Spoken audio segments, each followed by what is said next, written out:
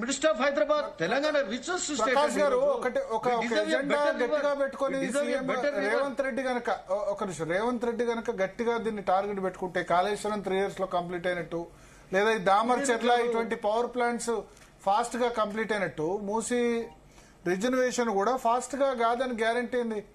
ఇప్పుడు భరత్ గారు మనం దేని ప్రయారిటీ ఇస్తున్నాం అనే దాన్ని బట్టి ఉంటుందండి. ఇప్పుడు ఆల్రెడీ అమృత్ స్కీమ్ లో 39 STPలు యాక్సెప్ట్ అయినాయి. అప్పుడు కేసీఆర్ గారు దాన్ని ఆ ఫైల్ పంపించి దాని వెనకాల పడి 31 STPలకేమో సొంతంగా మన బడ్జెట్ నుంచి డబ్బులు పెట్టారు, దాదాపు 3650 కోట్లు. సరే, కొంత అందులో బిల్స్ పేమెంట్ పెండింగ్ ఉండి ఉండొచ్చు, బట్ ఆ పనులన్నీ కూడా 3 ఏళ్ళు అవసరం లేదు, ఇంకొక 6 నెలల్లో అన్ని కంప్లీట్ అయితే. ఎందుకంటే దాదాపు 31లో చాలా వరకు పనిచేస్తున్నాయి, ఇంకా కొన్ని ఫైనల్ స్టేజ్ లో ఉన్నాయి, అవేవి మొదలు కాకుండా ఉన్నాయి, ఒకటి కూడా లేదు. ఇప్పుడు అమృత్ స్కీమ్ లో శాంక్షన్ అయి ఉన్నది, ఏం చేయాలి మనం? 10% కట్టాలి. అంటే అన్ని STPలు అట్లే కొన్ని. ఇప్పుడు నాగోల్ దగ్గర STP కొంచెం లేటెస్ట్ టెక్నాలజీతో అన్నారు, మిగతా అన్ని లేటెస్ట్ టెక్నాలజీ. భరత్ గారు, అన్ని లేటెస్ట్ టెక్నాలజీ. కాకపోతే ఏంటంటే వాటిని ఎఫెక్టివ్ గా పనిచేయించాలంటే కరెంట్ బిల్లులు, రెగ్యులర్ మేనేజ్మెంట్ ఇవన్నీ అవసరం అవుతుంది. కరెంట్ బిల్లు ఎక్కువ వస్తాయి, ఇవన్నిటికి అరేంజ్మెంట్ చేసుకోవాలి. ఇప్పుడు అమృత్ స్కీమ్ లో శాంక్షన్ అయిన వాటికి 10% కడితే 2 ఏళ్లలో కంప్లీట్ చేయొచ్చు అండి. అవన్నీ 2 నుంచి 3 ఏళ్లలో అవన్నీ కంప్లీట్ చేయించవచ్చు. దానివల్ల ఆయనకు కూడా అక్కడ ఓట్లు పడతాయి. ఎందుకంటే మురికి నీరు అనేది స్వచ్ఛమైన నీరు బారిస్తా అంటారు మల్లన్న సాగర్ నుంచి తీసుకొచ్చి. మల్లన్న సాగర్ మీరు కొత్త ఎమ్మెల్యే అయ్యారు కాబట్టి మీరు ఓట్ల కోసం రాలేదు కావచ్చు, కానీ రెండోసారి అయినప్పుడు తెలుస్తుంది మీకు ఓట్ల కోసమే మనం పనిచేస్తున్నాం. అది వేరు. గెలిపోవటం తర్వాత మేము జనం కోసం అయితే 12 ప్రతిపక్షంలో తిరిగిన వాళ్ళం అండి.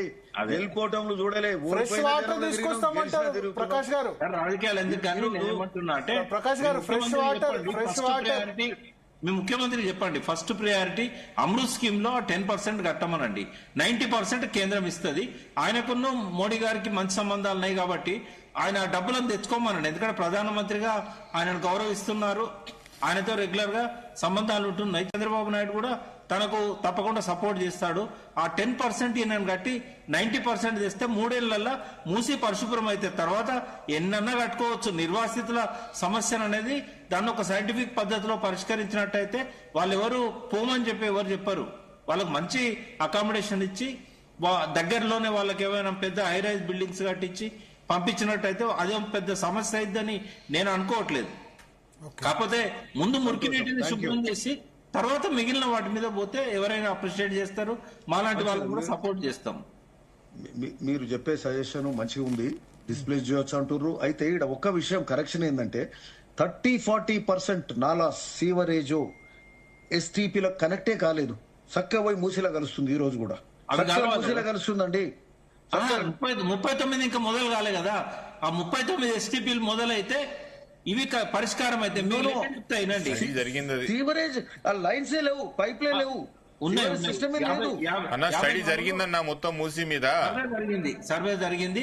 54 ఐడెంటిఫై అయినాయి. మీరు రేపు 54 పాయింట్స్ ఎక్కడెక్కడైతే STP పెట్టాలో ఐడెంటిఫై చేసి. ప్రాబ్లమ్ ఈజ్ చాలా చేయాల్సిన అవసరం ఉంది. మీరు మొత్తం డ్రైనేజ్ సిస్టమే చాలా లేదు. చక్కగా సీవరేజ్ తీసుకుపోయి మూసి అనేది ఒక డ్రైనేజ్ లాగా వాడుకుంటారు. మీరు అది కరెక్టే, కానీ మీరు కార్పొరేషన్ ఆఫీస్ లో మీకు రిపోర్ట్ దొరుకుతుంది. అన్ని ఐడెంటిఫై అయినాయి, ప్రతిదీ కూడా 54 ఉన్నాయి. వాటిలలో 70 STPలు పెట్టాలనేది గవర్నమెంట్ అధికారులే కదా డిసైడ్ చేసింది. ఎంత పని జరిగిందండి 4 ఏళ్లు. దాని మీద revenue department, irrigation department, municipal administration department ఇవన్నీ కలిసి పనిచేస్తేనే మనకి ఇవన్నీ తేలినాయి. ఏం చేయలేదని కాదు. ఇప్పుడు మీరు దాన్ని ఆ రిపోర్ట్ ముందర పెట్టుకొని మీరు ప్రయారిటీస్ డిసైడ్ చేసుకొని ఎక్కడెక్కడి ఫండింగ్ తేవాలనేది మీరు ఆలోచించుకొని ముందుకు పోండి. మంచి ఏదున్నా ఓ పాజిటివ్ వాతావరణం ఉండాలి. కలిసి ఓ మూసిని ఒక ఆల్ పార్టీ మీటింగ్ పెడితే ఏమైతుంది? పాజిటివ్ వాతావరణం మీకు వీళ్ళందరూ కోఆపరేట్ చేస్తారు కదా. తప్పకుండా మాట్లాడతారు. ముఖ్యమంత్రి గారు 100% ఎన్నోసార్లు అన్నాడు. కార్తిక్ రెడ్డి గారి కన్సర్న్ ఓన్లీ డిస్ప్లేస్మెంట్, అంతే కదా? అంతే, డిస్ప్లేస్మెంట్. ఒక కమిటీ వేశారు, బట్టి విక్రమార్క, పొన్నం ప్రభాకర్, శ్రీధర్ బాబుతోనూ ఒక కమిటీ వేశారు. ఈ కమిటీ చేయాల్సింది ఏంటంటే అన్ని పక్షాలతో మాట్లాడి అప్పుడు తెలంగాణ కోసం సంప్రదింపుల ప్రక్రియ ఎట్లయితుందో ఆ సంప్రదింపుల ప్రక్రియ మొదలు పెట్టమని చెప్పి కమిటీ వేశారు. అందుకే ఇవాళ మధు పార్క్ రిడ్జ్ ను ఇష్యూలోకి తీసుకురాకుండా శంకుస్థాపన అక్కడ చేయాల్సింది వీరభద్ర స్వామి టెంపుల్ దగ్గర చేశారు. అది అది వేరే స్ట్రాటజీలండి. టెంపుల్, మాస్క్, చర్చ్, గురుద్వారా అవన్నీ చేస్తారు. ఆపితే టెంపుల్ ఆపుతారా అని అంటారు. అది వేరే స్ట్రాటజీ. తప్పు పట్టట్లేదు, ఎందుకంటే కార్తీక్ రెడ్డి గారు చెప్పాలి. టెంపుల్ పెట్టుకోలేదు వాళ్ళు. కార్తీక్ రెడ్డి గారు చెప్పాలి. టెంపుల్ 700 కోట్ల. మీరు అడగాల్సింది భరత్, మీరు అడగాల్సిన ప్రశ్న అసలు ముఖ్యమంత్రి గారికి అనిల్ అన్నకి అసలు ఈ రోజు ఈ గుడి కార్యక్రమం అనేది is it internal part of Musi project కాదా అని అడగండి ఫస్ట్. 700 కోట్ల అది ఇంటర్నల్ పార్ట్ ఆఫ్ మూసీ ప్రాజెక్టా కాదా అని అడగండి అంటున్నా. That is not treated as Musi project. అది సపరేట్ గా తీసుకున్నది గవర్నమెంట్. అంటే మూసీ ఇప్పుడు దాంట్లో అన్ని క్లియరెన్స్లు రావాలి భరత్. మీరు అన్నట్టు మూసీ రివర్ ఫ్రంట్ కింద జరిగిన వంటి ప్రాజెక్ట్ ఈ రోజు ఇనాగ్రేషన్ దాని కింద జరిగిన వంటి కార్యక్రమం కాదు.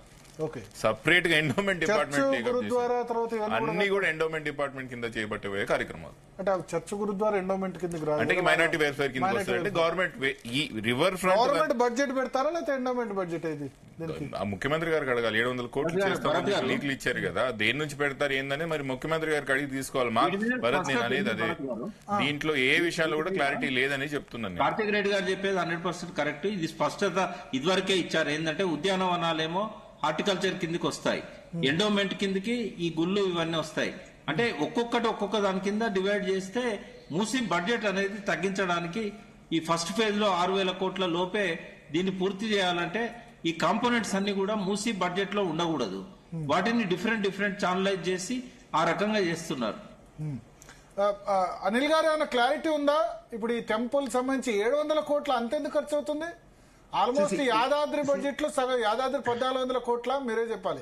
అది దాదాపు 2,000 కోట్లు అయింది. అది సరే. ఇప్పుడు గవర్నమెంట్స్ హ్యావ్ సర్టన్ ప్రియారిటీస్. ఆ ప్రియారిటీస్ లో చేస్తారు. ఆధ్యాత్మికత అన్ని ఒక సెక్యులర్ సెటప్ లో ఓ దగ్గర గుడి, ఓ దగ్గర మసీదు, ఓ దగ్గర గురుద్వారా, ఇట్లాంటివన్నీ, ఓ దగ్గర చర్చ్, ఇట్లాంటి చేద్దాము. ఒక సెక్యులర్ ఫ్యాబ్రిక్ హైదరాబాద్ లో మంచి వాతావరణం క్రియేట్ చేద్దాం. మూసి మేము చేయబోయే మూసి ఎంబడి ఇట్లాంటి వాతావరణం ఉండాలనేది ఒక ఆలోచన. సో అది ప్రధానమైన ప్రశ్న అని మేము అనుకుంటున్నాం. ఈ రోజు 700 కోట్ల ఎట్లా? గవర్నమెంటా, endowment డిపార్ట్మెంటా?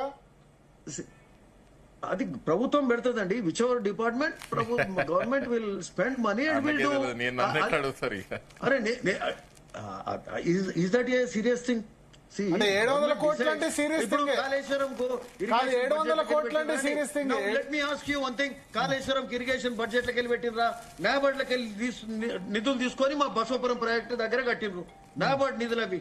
It's not in the irrigation budget. ప్రభుత్వం అనుకున్నప్పుడు ఎక్కడికి వెళ్ళంటే అక్కడికి. ప్రధానమైన ప్రశ్న ఈ రోజు మూసి ప్రక్షాళన కావాలి, మూసి శుభ్రం కావాలి. దాన్ని మేము పరిశుభ్రం చేసే కార్తిక్ రెడ్డి గారు అడుగుతారు. సహకరించాలి. కార్తిక్ రెడ్డి గారు అంతకుముందు ప్రభుత్వాలు చేయలే. ఒకటే ప్రశ్న అనిల్ అన్న, దీనికి సమాధానం ఇవ్వండి. తెలంగాణలో వచ్చినాక చేయలే. సరే, ఎవరేం చేశారు అనేది పబ్లిక్ బాగా తెలుసు. దాని గురించి మనం చర్చొద్దు. కానీ ఈ రోజు ఒక్క మినిట్ ఒకటే ఒక ప్రశ్నకు జవాబు ఇవ్వండి. ఈ రోజు ముఖ్యమంత్రి గారు శంకుస్థాపన చేసిన, ఫౌండేషన్ స్టోన్ చేసిన వంటి ఈ గుడి కార్యక్రమం ఏదైతున్నదో, is it an integral part of Musi river front or not? See, here I am not here to answer you on the temple. I am here to discuss on the Moosi riverfront. Adene, is it part of it or not? Cheppundri.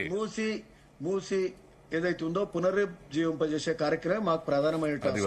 Whether it is Hyderabad, ఇది temple అనేది ఒక ఆధ్యాత్మికత. ఇప్పుడు అంతకుముందు యాదగిరి గుట్టలో 2,000 కోట్ల రూపాయలు పెట్టలేదా? ఈరోజు భద్రాచలంలో కూడా ఒక భద్రాద్రి రామునికి కూడా ఒక మంచి గుడి కట్టించే కార్యక్రమం మా ముఖ్యమంత్రి గారు చేస్తున్నారు. శివుని ఆలయం 1400 ఏళ్ల కింద టెంపుల్ అండి అది. దానికి మరుగున పడకుండా దాన్ని మంచిగా చేసుకునే కార్యక్రమం ముఖ్యమంత్రి గారు చేస్తున్నారు. అట్లనే ఓ సెక్యులర్ పద్ధతిలో ఓ మాస్క్, ఓ చర్చు, ఓ గురుద్వారా కూడా చేయాలనేది ఒక ఆలోచన. మేము చేయబోయే మూసి బ్యాంక్స్ మీద ఇట్లాంటి టెంపుల్స్ ఉంటే మంచిది. హైదరాబాద్ లో ఒక టూరిజం పెరుగుతుంది, మంచి వాతావరణం కూడా ఉంటది. బట్ అది కాదు మాకు ముఖ్యమైనది. మూసి పునరుజ్జీవింపజేసే కార్యక్రమం ముఖ్యమైనది. దాని మీద మా ముఖ్యమంత్రికి, మా ప్రభుత్వానికి చిత్తశుద్ధి ఉంది. ఖచ్చితంగా దీన్ని చేసే కార్యక్రమం చేస్తాం.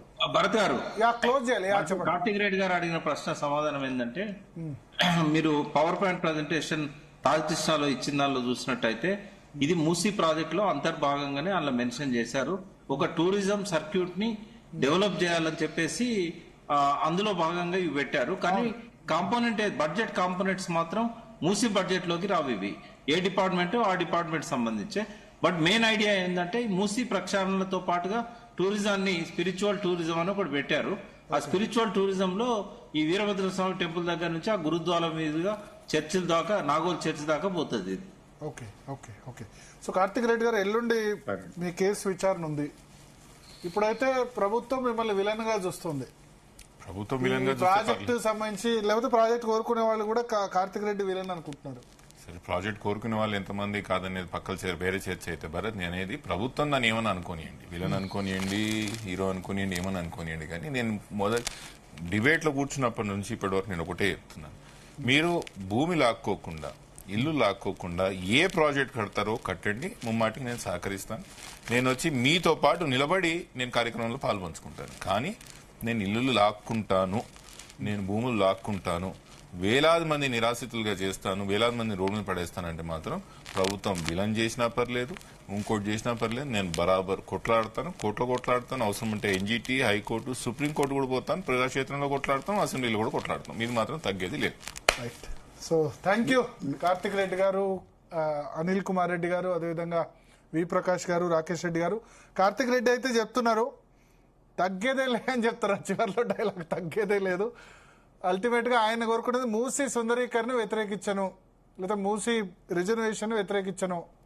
బట్ డిస్ప్లేస్మెంట్ మాత్రం జరగకుండా చేస్తే డెఫినెట్ గా తను సపోర్ట్